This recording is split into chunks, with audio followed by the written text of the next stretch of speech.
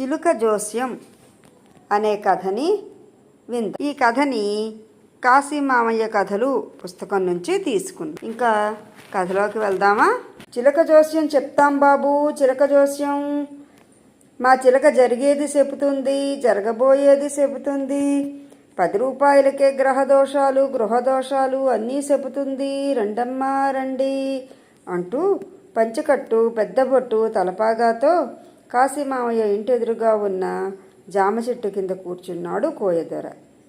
ఆ అరుపు విని పిల్ల పెద్ద అందరూ వచ్చి అతని చుట్టూ చేరారు. ఎదురింటి లక్ష్మి వచ్చి 10 రూపాయలు ఇచ్చి తన జాతకం చెప్పమని అడిగింది. పంజరం లాంటి పెట్టెలో ఒక రామచిలక ఉంది.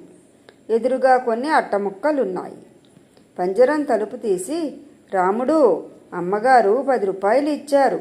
వారికి రాబోయే కాలం ఎలా ఉంటుందో చెప్పు, మంచి చెడ్డలు వివరించు అన్నాడు కోయదొర. ఆ మాటలు విన్న చిలుక బయటకు వచ్చి ఒక అట్టముక్కని తీసి అతని చేతికి ఇచ్చి పంజరంలోకి గబగబా వెళ్ళిపోయింది. ఆ అట్టముక్క మీద కాళీమాత బొమ్మ ఉంది. ఆ బొమ్మని చూపిస్తూ, నీకు గ్రహదోషం ఉంది, దేవతకు శాంతి జరిపించాలి అని చెప్పాడు. కోయదొర చెప్పినదంతా చుట్టూ ఉన్న పిల్లలతో పాటు కౌశిక్ కూడా విన్నాడు. పరుగున ఇంట్లోకి వెళ్ళి, మామయ్య నీకోటి చూపిస్తానురా అని మామయ్య చెయ్యి పట్టుకొని కోయదొర దగ్గరికి తీసుకువెళ్ళాడు. మామయ్య, ఈ చిలుక నాకు కావాలి. ఎందుకు? నాకు పరీక్షల్లో ఎన్ని మార్కులు వస్తాయో తెలుసుకోవడానికి.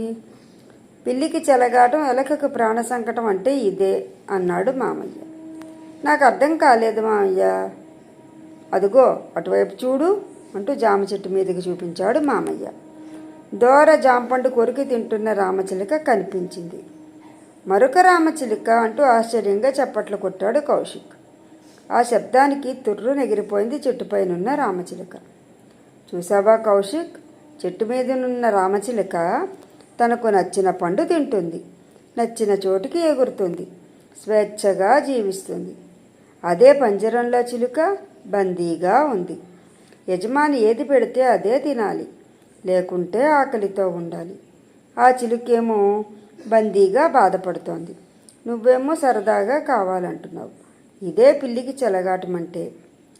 సరే, అర్థమైంది. కానీ చిలుక మన జాతకం ఎలా చెప్తోంది, అది చెప్పు అని సందేహం వ్యక్తం చేశాడు కౌశిక్. చిలుకలను పట్టి వాటికి శిక్షణ ఇస్తారు. యజమాని చేతవేళ్ల కదలికలను బట్టి చిలుకలు అట్టముక్కలు తీస్తాయి. అంతే తప్ప అతడు చెప్పే దాంట్లో వాస్తవం ఉండదు. అదంతా వట్టి మూఢనమ్మకం. ప్రజల నమ్మకాన్ని ఆసరాగా తీసుకొని వీళ్ళు చిలుకలతో జీవనం సాగిస్తున్నారు. అందరి జాతకాలు చెప్పగలిగేవారు వారి జాతకాలు వారు ఎందుకు తెలుసుకోలేకపోతున్నారు? ఎప్పుడూ అలాగే ఎందుకు ఉండిపోతున్నారు? ఎవరైనా ఆలోచించారా? 10 రూపాయలే కదా అని వాళ్ళని పోషిస్తున్నారు అన్నాడు మామయ్య. నిజమే మామయ్య, పాపం రామచిలక ఎంత బాధపడుతోందో అని మనసులో అనుకుని, మామయ్య నాకు చిలక వద్దులే, పద ఇంటికి పోదాం అన్నాడు కౌశిక్. చిలకలు చీటీలు మన తలరాతను మార్చవు.